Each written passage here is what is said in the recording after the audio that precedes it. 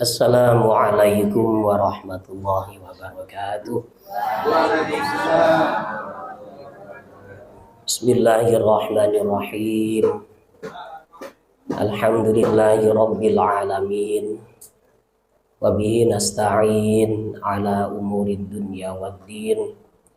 Wassalatu wassalamu ala asyrafil anbiya'i wal mursalin Sayyidina wa habibina wa syafi'ina Muhammadin wa ala alihi wa ashabihi ajma'in, amma ba'du.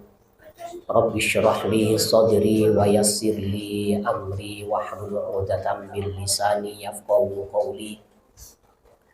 Qala Allah ta'ala fi kitabil karim. Bismillahirrahmanirrahim. Subhanalladzi asra bi'abdihi laylan minal masjidil haram ilal masjidil aqsa alladzi barakna hawlahu linuriyahu min ayatina innahu was-sami'ul basir. Shadaqallahul azim. Ingkang kula ta'zimi saha kula patuhi fatwa-fatwanipun para alim, para ulama, para asatidz ingkang kula muliakan, para tokoh masyarakat serta para hadirin dan hadirat yang telah hadir pada malam hari ini dan yang kami banggakan serta kami cintai, adik-adik grup Al-Banjari saking SMK Tempe, yang semoga grupnya ini semakin eksis untuk bersalawat kepada Nabi Muhammad SAW. Bapak-bapak, ibu-ibu, adik-adik yang kami cintai, alhamdulillah pada malam hari ini kita bisa berkumpul bertatap muka dalam acara peringatan Isra Mi'raj Nabi Muhammad SAW dalam keadaan sehat walafiat. Bapak-bapak, ibu-ibu, Isra Mi'raj niki merupakan suatu kenikmatan dan sekaligus sebagai penyemangat Rasulullah SAW dalam berdakwah. Sejarah terjadinya Isra Mi'raj niki pada waktu itu adalah tahun-tahun penuh dengan kesusahan, Amul Huzni. Setelah tahun-tahun kesusahan ini baru Allah memberi nikmat kepada Rasulullah SAW dengan kenikmatan yang luar biasa. Tentunya kenikmatan yang luar biasa itu tidak akan diberikan kecuali setelah ujian yang luar biasa. Jadi ini sudah menjadi kaidah. Di mana ada ujian yang besar, di baliknya pasti ada kenikmatan yang besar. Ujian yang besar yang dihadapi oleh Rasulullah SAW pada waktu itu adalah yang pertama, setelah dikucilkan, setelah diblokade oleh orang-orang kafir Quraisy, pimpinan abu-abu niku, Abu Jahal, Abu Lahab, Abu Sufyan dan kawan-kawan. Akhirnya setelah diblokade, istri beliau tercinta Sayyidatuna Khadijah niki mengalami gangguan kesehatan. Di samping usianya sudah tua, karena beliau ini menikah dengan Rasulullah SAW di umur 40 tahun, sementara Rasulullah masih berumur 25. Setelah berdakwah selama 10 tahun, banyak gangguan di sana dan di sini, Ketika diblokade inilah akhirnya Sayyidah Khadijah ini mengalami sakit yang sangat parah. Beliau di akhir-akhir hayatnya ini menangis kepada Rasulullah. Ya Rasulullah, ya Rasulullah, saya sakit. Menangis. Ketika menangis Rasulullah ini bertanya, apakah engkau menyesali Sayyidah Khadijah? Apakah engkau menyesali hartamu yang telah habis untuk saya pakai berdakwah fisabilillah? Jawab dari Sayyidah Khadijah ini, saya tidak menyesali semua itu. Yang saya tangisi adalah apa sekarang yang saya berikan. Seandainya saya nanti mati, kemudian tulang belulang saya ini bisa dijual untuk modal untuk berdakwah, silahkan dilakukan oleh Rasulullah. Inilah. Ketika ditinggal wafat oleh Rasulullah Shallallahu Alaihi Wasallam, setelah itu tidak berselang lama ditinggal wafat oleh pelindung utama Rasul. Pelindung utama Rasulullah adalah pamannya, yaitu Sayyidina Abu Thalib. Selama Rasulullah Shallallahu Alaihi Wasallam berdakwah di Makkah, Rasulullah ini aman dari gangguan abu-abu dan kawan-kawan. Aman, karena apa? Mereka ini masih sungkan, masih segan kepada Sayyidina Abu Thalib. Ketika Rasulullah ada di depan Ka'bah, menyeru masyarakat, ayyuhan nas qulu la ilaha illallah. Orang-orang Quraisy, masuk Islam, ucapkan la ilaha illallah tuflihu, kalian akan sukses. Pada waktu itu Abu Lahab dan Abu Jahal melihat Rasulullah itu gregetan ya. Saking gak ono Abu Thalib tak jotosi, tak banting, katanya seperti itu ya. Nah, ketika Sayyidina Abu Thalib ini wafat, betul Rasulullah sering dipukuli ya. Dipukuli di depan Ka'bah. Ketika itu ketahuan oleh Sayyidina Abu Bakar ya. Dibela oleh Abu Bakar, Rasulullah ini disuruh lari supaya tidak dipukuli, ganti Abu Bakar yang dipukuli. Inilah tahun-tahun kesusahan ketika Rasulullah ini ditinggal wafat oleh Sayyidah Khadijah, kemudian ditinggal wafat oleh pamannya tercinta yaitu Sayyidina Abu Thalib.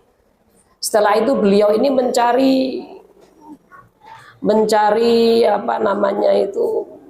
dukungan dari luar Mekah. Kalau di Mekah ini sudah buntu kelihatannya, tidak ada yang mau beriman. Coba saya keluar. Itu yang dipikirkan oleh Rasulullah. Rasulullah keluar ke Taif. Taif ini daerah luar Mekah yang sangat subur. Di situ itu ada paman-paman dari Rasulullah, masih saudara, masih kerabat dengan Rasulullah. Dengan harapan ketika Rasulullah ini dakwah ke Taif akan dapat dukungan yang banyak dan nanti Islam ini bisa berkembang luar biasa di situ. Tapi apa yang Rasulullah peroleh ketika Rasulullah ini berdakwah ke Taif? Rasulullah bertemu dengan 3 kerabatnya. Yang pertama ini komentarnya nggak enak. Loh, siapa nama sampean? Saya Muhammad. Apa ini toh yang ngaku-ngaku jadi nabi itu? Ini pamannya, ini komentar pertama tidak enak. Yang kedua lebih pedes lagi. Kelihatannya Rasul atau Nabi itu potongannya nggak seperti ini katanya. Terus yang ketiga, andaikan dia Nabi saya tidak mau beriman. Setelah mendapatkan cacian dan makian, ya, kata-kata yang nyelekit seperti itu bukan hanya berhenti di situ pendidikan Rasulullah. Ya. Bahkan Rasulullah ketika beliau ini ditanya oleh Sayyidah Khadijah, ketika beliau ini ditanya oleh Sayyidah Aisyah, ya, wahai Rasulullah, kejadian apakah yang paling menyakitkan bagimu? Ya, yaitu kejadian di Taif setelah dikomentari 3 orang yang nggak enak ini, setelah itu dilempari batu. Dilempari batu, beliau lari sampai jauh, capek, dikejar lagi, dilempari lagi. Inilah kesabaran Rasulullah SAW diuji pada waktu itu. Malaikat yang menjaga gunung yang ada di Taif ini sampai turun, ya. Sampai turun. Ya Rasulullah, kata malaikatnya, andaikan kau izinkan, Taif ini kan daerahnya itu berada di antara dua gunung. Kalau gunung ini saya jadikan satu, biar yang ada di tengah ini ajur mumur, bagaimana Rasulullah ya. Tapi Rasulullah bilang ya, jangan ya. Mereka memang nggak tahu, mereka masih belum tahu. Saya harap meskipun mereka sekarang ini menolak saya, suatu saat anak cucunya ini yang beriman kepada saya. Nah, setelah mengalami ujian kesabarannya seperti ini, barulah Rasulullah SAW ini diberi kenikmatan supaya apa? Dakwahnya supaya semangat lagi. Ketika ada di depan Ka'bah, habis ibadah di situ didatangi oleh malaikat Jibril dengan malaikat Mikail. Terus dadanya ini dibelah. Dada dari Rasulullah ini dibelah, dikeluarkan hatinya, dicuci dengan air zam-zam. Pada waktu itu belum ada peralatan medis ya, kok nggak mati ya, yang ngoperasi malaikat memang ya. Langsung ngoperasi kula panjenengan ya, langsung tinggal nama ya. Ini dicuci dengan air zam-zam, dimasukkan lagi, kemudian Rasulullah SAW dibawa ke Masjidil Aqsa ya. Dalam waktu cuma 1 malam. Dalam waktu cuma 1 malam naik kendaraan bernama Buraq. Kemudian Rasulullah dibawa menghadap ke Allah. Di suatu tempat di atas Sidratul Muntaha pada waktu itu Rasulullah SAW melihat Allah. Ketika melihat Allah ini semua kesusahan, ya, semua hal-hal yang tidak menyenangkan langsung hilang, ya, langsung hilang. Jadi kenikmatan yang paling utama itu adalah melihat zat Allah Subhanahu wa taala ya. Para penduduk surga ini kalau sudah melihat Allah, semua kenikmatan itu lupa semuanya. Lebih nikmat melihat Allah ya. Apakah ada kenikmatan seperti itu? Melihat kok sampai lupa segalanya. Nggih wonten ibu-ibu nggih. Ceritane kan wonten ketika sinten niku Sayyidah Zulaikha, istri dari Nabi Yusuf ya.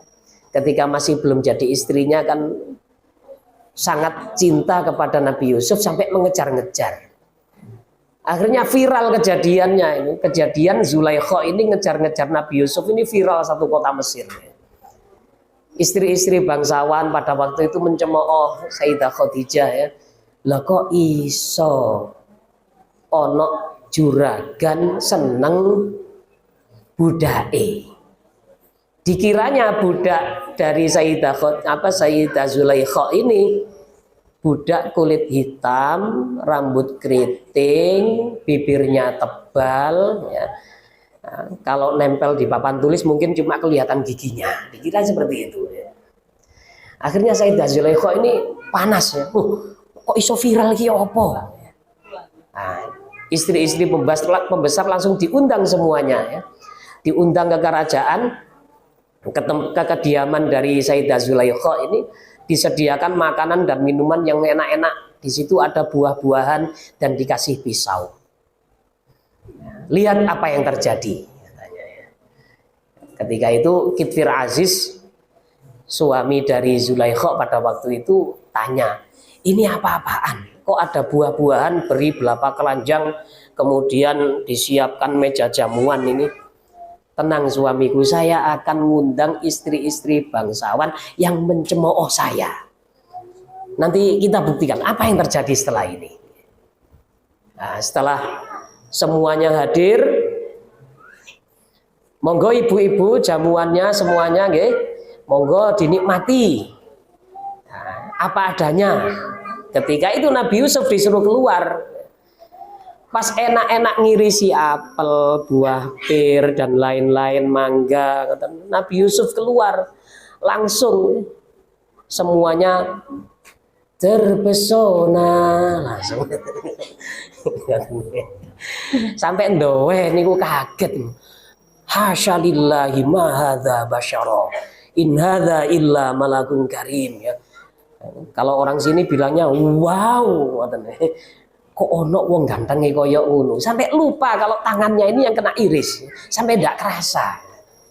Nah ini itu padahal baru melihat makhluk dari Allah. Lah kalau melihat yang menciptakan, melihat Tuhannya akan lebih nikmat dari itu. Jadi ketika Isra Mi'raj itu Nabi diberi nikmat melihat zat Allah secara langsung, ya, tanpa ada hijab, tanpa tedeng aling-aling, supaya Rasulullah Shallallahu Alaihi Wasallam ini semangat dalam berdakwah, dan beliau ini supaya melupakan semua kejadian-kejadian menyedihkan. Kemudian hikmah yang kita ambil dari Isra dan Mi'raj ini adalah oleh-olehnya. Peringatan Isra Mi'raj ini adalah ulang tahunnya sholat. Ketika Rasulullah Shallallahu Alaihi Wasallam masuk ke kerajaan langit, beliau ini melihat Baitul Ma'mur. Di situ ada malaikat yang kerjaannya ini cuma sujud terus sampai hari kiamat. Ada yang ruku terus, ada yang duduk tasyahud, kemudian ada yang berdiri terus menerus sampai hari kiamat. Rasulullah ini kok seneng ya, kok api yo posisi ini malaikat koyok ngene. Andaikan umat saya punya ibadah yang seperti ini, alangkah baiknya. Nah, ketika menghadap kepada Allah, langsung melihat zat Allah. Cuma kalau kita tidak boleh mikir, ya, tidak boleh mikir zat Allah seperti apa, tidak boleh. Karena zat Allah ini tidak bisa diserupakan dengan apapun. Yang kita pikirkan pasti salah jauh. Kalau kepingin melihat Allah, berarti kita harus mati dulu. Hanya Nabi yang makhluk yang masih hidup yang bisa melihat Allah. Pada waktu itu ketika melihat Allah, Nabi ini langsung memberikan penghormatan.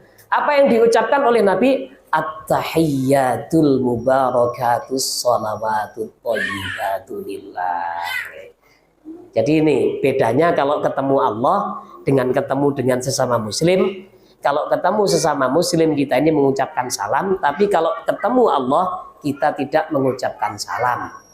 Karena salam itu doa keselamatan. Nah, Allah kan tidak butuh doa. Allah tidak butuh didoakan, jadi tidak usah disalami. Bagaimana penghormatannya? Yaitu at-tahiyyatul mubarakatus sholawatut thayyibatu lillah. Setelah dapat penghormatan dari Nabi, langsung Allah menjawab, assalamu alaika ayyuhan nabiyyu wa rahmatullahi wa barakatuh. Disalami Allah, iso meneng ya. Saestu disalami oleh zat yang menciptakan. Niki senenge bukan main. Jangankan Allah yang memberi salam, kok umpamane arek nom-noman niki disalami. Kang, cak oleh salam. Teko sapa? Teko Mbak Rosa. Aduh. Padahal Rosa rombongan sapi. Ngoten niku langsung pikirannya kemana-mana. Iya langsung berbunga-bunga. Nah, ini disalami oleh Allah. Ini senangnya luar biasa. Ya. Apa ketika jawaban Nabi ketika disalami oleh Allah ini tidak menjawab salam untuk Allah, tapi salamnya ini beliau mengingat umatnya. Langsung salam dikembalikan kepada dirinya sendiri. Assalamu alaina, salam kepada kami, wa ala ibadillahis sholihin. Jadi sholat itu sebenarnya adalah napak tilas kejadian pada waktu Isra dan Mi'raj. Nah, setelah itu ada proses perintah sholat dari 50 menjadi 5 waktu. Ya. Ini kan gara-gara Nabi Musa, ya. Nabi Musa yang pada waktu itu tanya kepada Nabi, oleh-oleh apa sampean teko ngadep Gusti Allah? Salat 50 waktu. Aduh. Ndak kau bermangan, ndak kau berngombe, ndak kau berkatokan sampean mati, gak kuat katanya. Coba minta diskon, naik ke atas lagi sampai 5 rakaat. Andaikan pada waktu itu Nabi kok minta keringanan, masih dipotong itu. 5 rakaat ini masih dipotong, ya, 5 waktu ini masih dipotong oleh Allah. Ya. Tapi Rasulullah malu. Ya. Mosok diskon air, mosok njaluk kortingan tok. Ya. Izin aku Nabi Musa. Ya. Nah ini ya kejadiannya. Lah, sekarang fungsi dari sholat ini apa? Fungsi dari sholat ini adalah sebagai power dari semua amal, sebagai kekuatan dari semua amal. Karena amal agama ini kan macamnya kan macam-macam ya. Yang pertama perintah ibadah itu adalah sholat, kemudian zakat, setelah zakat puasa Ramadan dan haji bagi yang mampu. Nah, sholat ini merupakan powernya. Orang kalau sholatnya benar, sesuai dengan standar Islam, sesuai dengan standar syariat, maka yang lain ini akan menjadi semangat juga. Yang lain akan terkatrol. Jenengan titeni pun, lek wonten tiyang niku sholate kok apik, Ramadan niku mesti gelem poso. Kok wonten tiyang niku sholate usolli fardhu subhi kawanan lillahi ta'ala. Subuhne kawanan tok niku. Niku jenengan titeni, salat posone niku lha nggih ngoten niku, poso napa-napa kersa. Mokel mawon. Lah niki salat ini adalah sebagai power dari semua amal-amal agama nggih. Lek teng hadis niku kedudukan salat dalam agama adalah seperti kedudukan kepala pada badan. Badan itu kalau masih ada kepalanya masih bisa hidup. Tapi kalau tidak ada kepalanya tidak akan bisa hidup. Jenengan kok dalu-dalu didodok griyane tok-tok assalamualaikum. Waalaikumsalam, dibuka. Loh, kok ana wong sikile kari mek situ. Maka jenengan mesti seakan nggih. Aduh, mesaaken ayo monggo mlebet. Disediakan minuman dan makanan. Terus dodok malih, assalamualaikum, waalaikumsalam. Dibuka tangane kantun setunggal. Tangannya tinggal satu loh. Napa astone ini ki cacat sejak lahir. Masih diterima sebagai tamu. Tapi lek wonten totok-totok jenengan tangleti, sinten niku? Siapa di luar? Ndak jawab. Kemudian jenengan buka pintu kok ada orang ndak ada kepalanya. Yakin geblak. Riyen niku pernah nggih. Wonten sekelompok santri teng daerah Jawa Tengah mriku, yen niku kula mondok. Sekelompok santri ini puasa mutih. Puasa mutih itu maksudnya meninggalkan semua lauk pauk yang dimakan cuma nasi dengan garam gitu saja. Nggih wonten tiyang niku poso mutih cuma keliru. Poso mutih, Jung. Nggih, Pak. Sing dipangan apa? Sego, lawune ndok putih tok. Ngombene Sprite, ya enak. Lah niki sekelompok santri niki poso mutih yang dimakan itu cuma nasi dengan garam. Harapannya jaduk, Pak. Harapannya wah, di bedil mecicil ditumbak lakak-lakak, nggak mempan semua senjata tajam. Tapi kalau senjata tumpul saya nggak tahu. Nah, kata selalu awar-awar semua senjata tajam, pacul, geraji, celurit ndak mempan, tiba-tiba diketes watu nggih seto. Dan senjata. Nah, itu harapannya seperti itu. Nah, akhirnya hari terakhir ini dilarang untuk tidur selama 24 jam. Lek tengok-tengok nggih anu, nggih mboten ilang ngantuke. Akhirnya jalan-jalan. Pas jalan-jalan melihat ada orang tidak ada kepalanya. Astagfirullahaladzim, ya. Lari ini sekelompok santri ini melayu. Sampun ngos-ngosan teng perapatan ketemu orang pakai capil. Ono apa kok melayu-melayu, Jong? Ono apa, Jong? Kok melayu-melayu, Jong? Anu, Pak, nuwun sewu. Kula wau teng mriku kepanggih tiyang mboten enten ndase. Loh, opo koyo aku? Tiba sing capilan tidak ada kepalanya juga, langsung ambruk seketika. Ini kedudukan sholat dalam agama seperti itu. Jadi orang itu kalau sholatnya baik, pasti seluruh aktivitas peribadatan yang lain ini akan terkatrol menjadi baik. Nah, sholat yang baik itu seperti apa? Sholat yang baik niki adalah yang sesuai syarat rukunnya. Pertama, sholat itu kelihatannya mudah, lek ditingali ngadeg, jengking, sujud, lungguh, ngoten tak mawon, bacaan-bacaannya jelas. Tapi ilmunya niki rada rumit. Ilmune sholat niku rada rumit, terutama hal-hal yang membatalkan. Niki nggih rada sulit ya. Jadi harus dipelajari betul-betul bagaimana sholat ini sah zahir maupun batin. Sah secara zahir, syarat rukunnya terpenuhi. Kalau secara batin ini sholatnya khusyuk. Lah untuk mencapai kekhusyuan dalam sholat ini adalah suatu hal yang paling berat. Tiang niku males sholat gara-gara mboten pernah khusyuk. Tapi kalau orang itu sudah pernah merasakan khusyuk, maka dia ini akan sering untuk sholat. Wa innaha lakabiratun illa 'alal khosyi'in. Niki tengah Al-Quran. Sholat itu berat kecuali bagi orang-orang yang khusyuk. Khusyuk dalam sholat ini berat.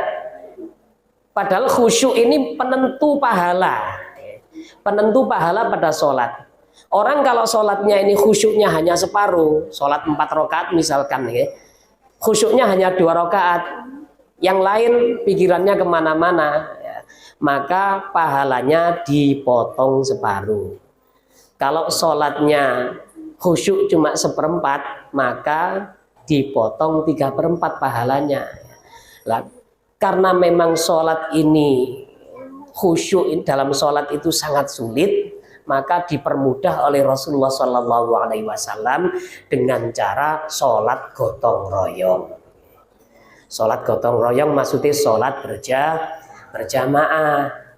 Sholat berjamaah niki jenengan berangkat dari rumah, kaki kanan melangkah, ini menghapus segala dosa, kemudian kaki kiri melangkah, ini menambah derajat.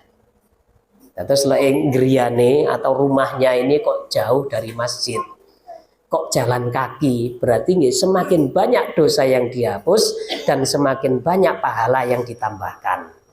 Makanya sahabat niku riyen ketika rumahnya dekat dengan masjid, mereka jalannya memutar untuk mendapatkan fadilah berjalan ke masjid niki. Di samping itu juga fadilah sholat berjamaah ini ketika barisannya rapat, makmum tidak ada yang khusyuk, yang khusyuk cuma imam saja, maka semua makmum ini tetap mendapatkan pahala 27 derajat karena dikatrol oleh kekhusyuan dari imam. Imam tidak khusyuk, makmumnya khusyuk 1 saja, ini juga ngatrol yang lain.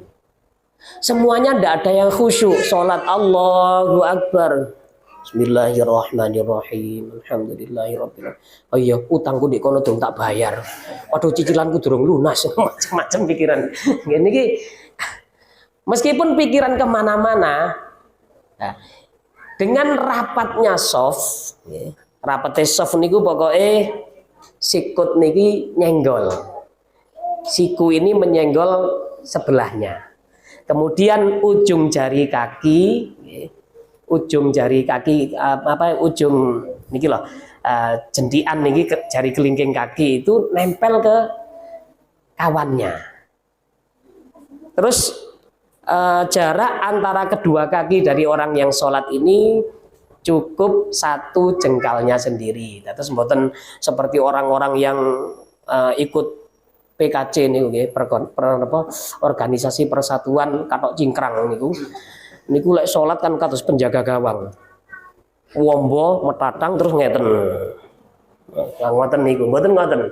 Niku caranya jarak antara dua kaki niki dijarai sekitar 1 jengkalnya sendiri.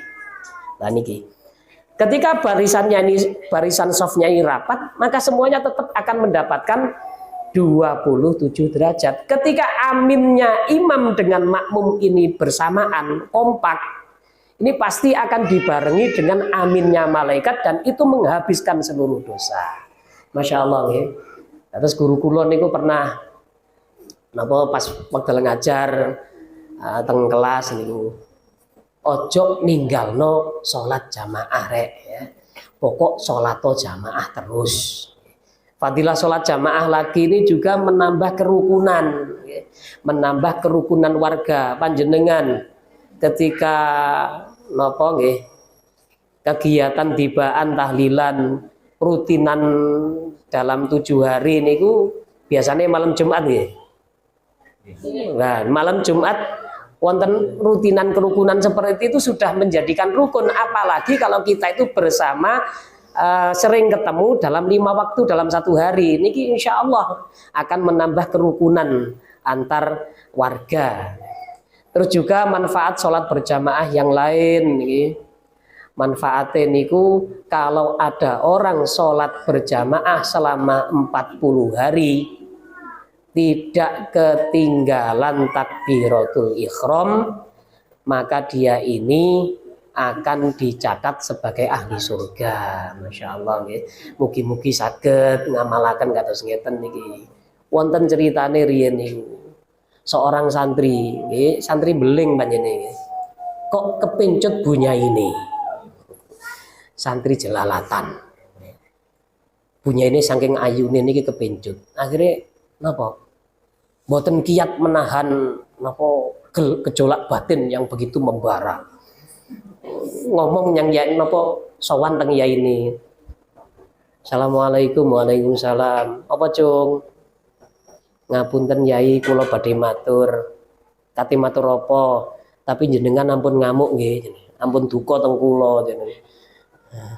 Iya, ngomong apa? Ampun duka nggih yai saestu kula pun boten kiat. Iya ngomong apa kesuwen. Kula seneng bunyai. Kok kula sing dingotenaken nggih sandal melayang. Cuma kiai ini niki begitu bijaksana nggih. Kiai ini menyadari kalau memang istrinya cantik. Dan kalau ada santri yang kepincut itu wis wajar ngoten. Ya cung gampang wis. Syaratnya situ pokoknya ya. Awak mulai kepingin oleh bunyai gampang syaratnya. Sholato jamaah 40 hari 5 waktu tidak ketinggalan takbiratul ihram.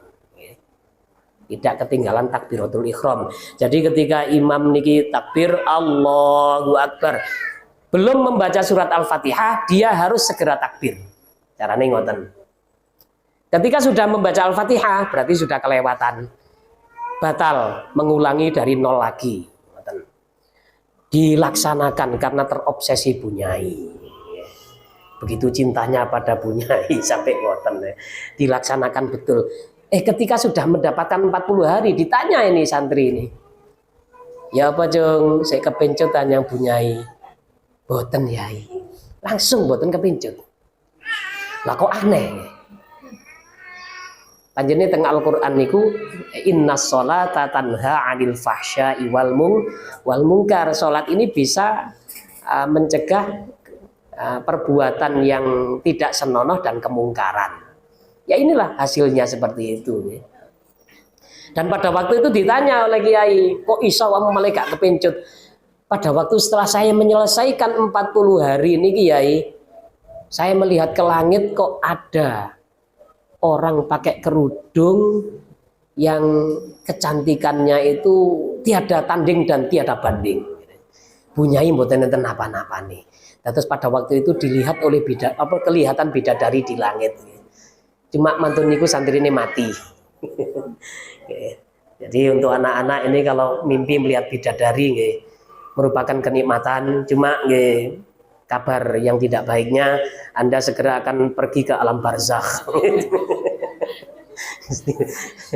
Wonten salah satu kiai teng daerah Magetan mriku, teng daerah Temboro niku.